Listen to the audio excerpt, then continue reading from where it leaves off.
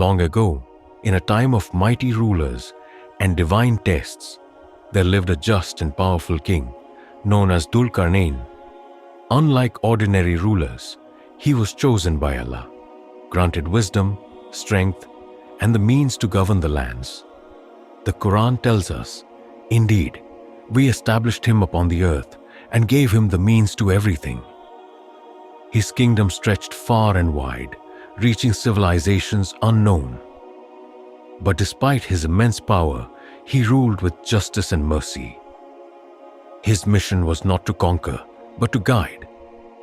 On one of his great journeys, he traveled to the west, where he found people lost in shirk, associating partners with Allah.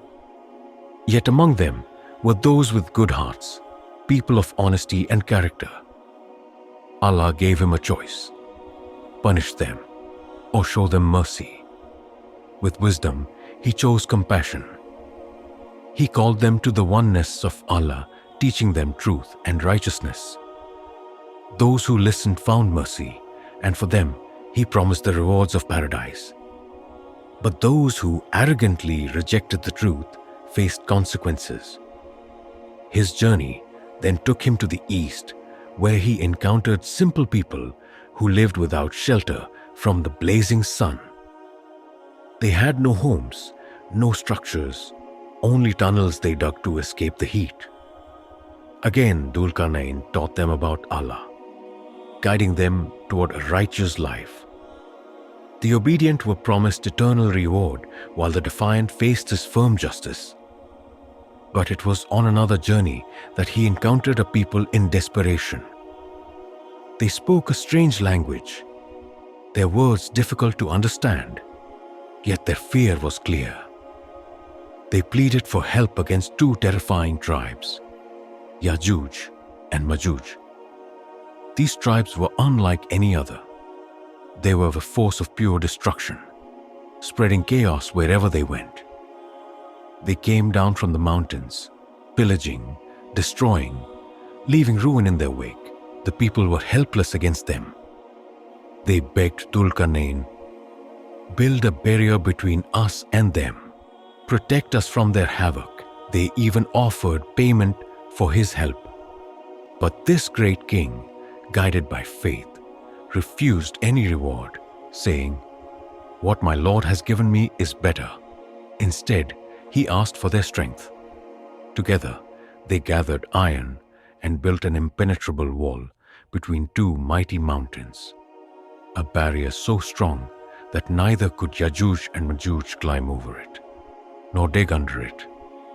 When the work was complete, Dhul-Qarnayn declared, "This is a mercy from my Lord, but when Allah's promise comes, it will be destroyed."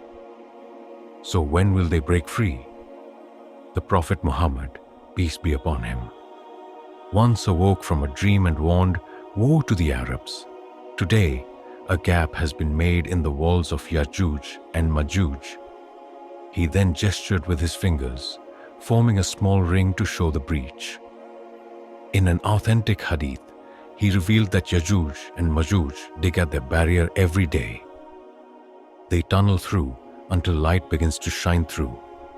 But before they break free, their leader commands, "Stop, we will continue tomorrow."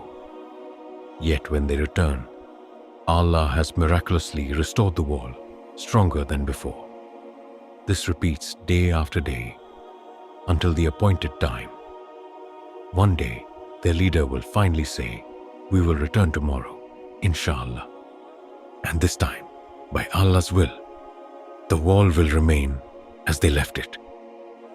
That is when they will break free. The day will come when the barrier that has held Yajuj and Majuj for centuries will finally crumble. After generations of futile attempts to escape, the appointed moment will arrive. Their leader, for the first time, will say, "We will return tomorrow, inshallah." By Allah's will, the wall will no longer be restored. The next day, they will find their path open, and their long-awaited destruction will begin. Like a flood, they will pour across the lands, leaving ruin in their wake. Their numbers will be beyond count, so vast that no army on earth will stand a chance against them. The Prophet Muhammad, peace be upon him, described them as an overwhelming force, spreading across every valley, every mountain, every city, consuming everything in their path. Their hunger and destruction will know no limits. When they pass by a river, they will drink it dry, leaving nothing for those behind. When the last of them arrives, they will look around in confusion and say, "There was once water here." They will conquer lands with terrifying speed, obliterating anything that stands before them.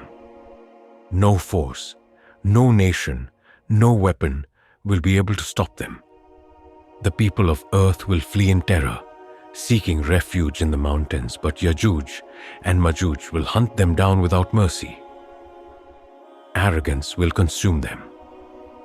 After destroying everything in sight, they will turn their attention to the heavens.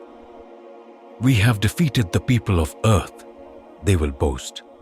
"Now let us defeat the inhabitants of the sky."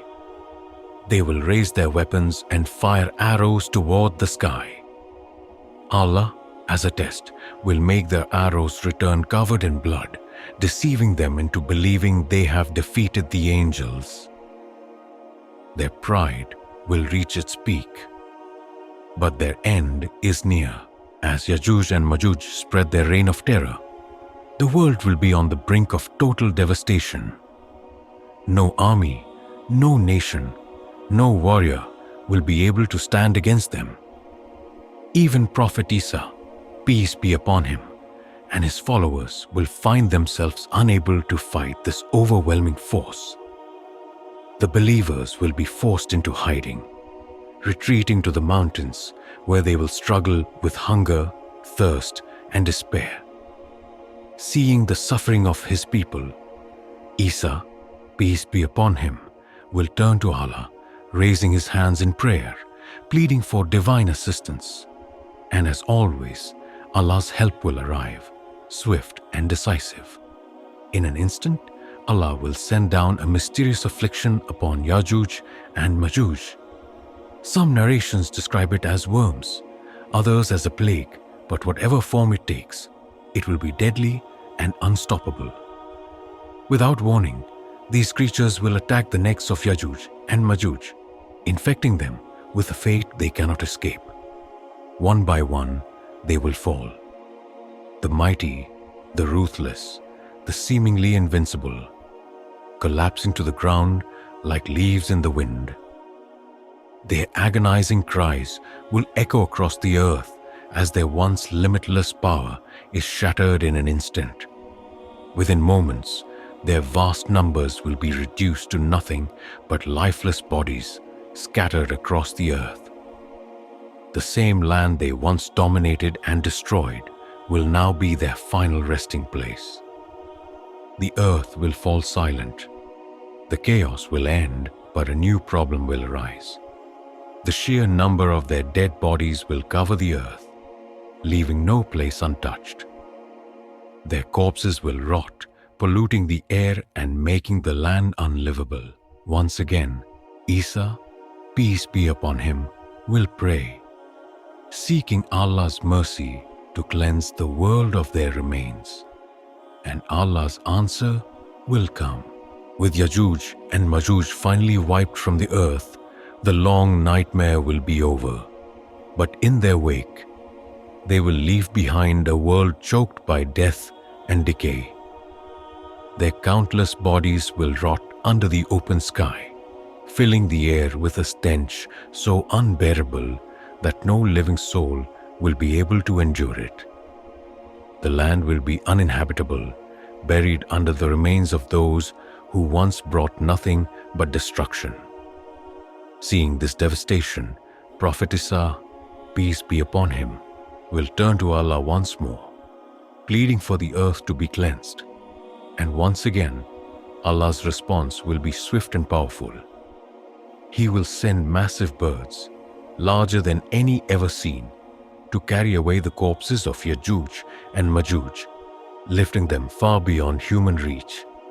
They will be taken and discarded where only Allah wills, leaving the earth free from their filth. Then Allah will send a great rain, a cleansing downpour that will wash over the entire world. The water will sweep away every last trace of destruction, purifying the lands, the rivers, and the skies. The air will be fresh, the earth will be renewed, and life will begin again. What follows will be a time of unparalleled peace and prosperity. The world will flourish under the just rule of Isa. Peace be upon him. The land will produce abundant crops. Livestock will thrive, and wealth will be so plentiful that no one will be in need. Even the wildest animals will live in harmony. Wolves will walk among sheep, and children will play with lions without fear. It will be an age of faith and righteousness, a final era of goodness before the last day. But even this peace will not last forever. The final hour still draws near,